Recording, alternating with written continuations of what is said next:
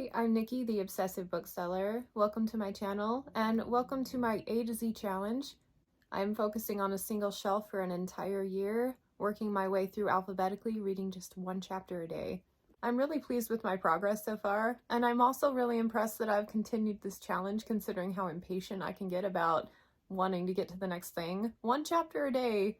It's working, but it takes me forever to get through the books. Yet, considering that the shelf is almost halfway cleared out and we're only in April, I feel like my slow but steady progress is really starting to pay off.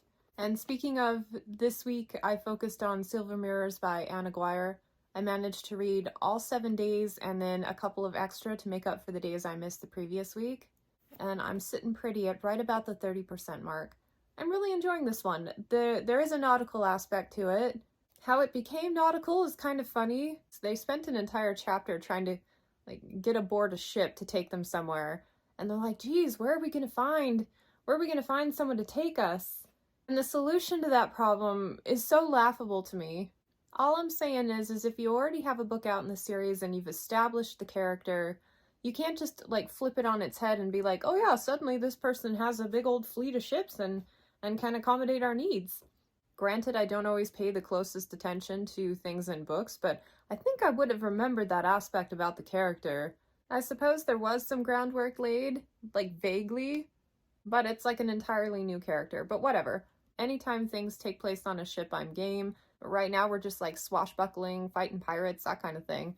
I find my patience for the type of romance that's being told in this series is not as high as it used to be. I used to enjoy reading romances like this, where it's just a subtly building thing, but now I've just lost patience. Just talk to each other, communicate better. But that is kind of a minor aspect to this one. It's all about the adventure right now. We've got some new side characters, and honestly, the first one was lacking in side characters for me. This one is adding a lot more moving pieces, and it's making it feel like a richer story, a lot more complete. And I'm enjoying it. I would say right now I'm at about a 3-star. It's a very satisfying, palate cleansing read. And based on my calculations and the current rate of reading, I should be done with this one in another 2 weeks and then moving on to the next book on the shelf. Speaking of, let's go look at the shelf.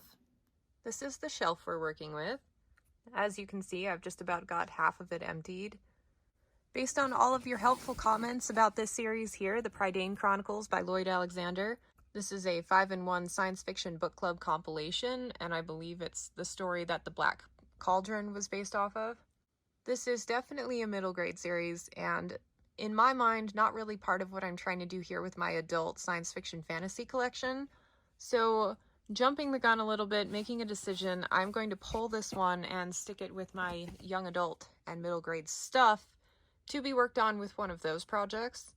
That means that when I finish Silver Mirrors, next up in line is this gorgeous copy of Hidden Empire by Kevin J. Anderson. I am so excited to finally get around to this one. The creativity in the science fiction aspect really appeals to me. From what little I remember, because I don't want to know much about it before I dive in, is that there's actually an alien society living under the cloud cover of Jupiter. And I think that sounds so rad. So we will be diving into that one after I finish Silver Mirrors. Thanks so much for joining me this week, and I hope to catch you next time. Bye.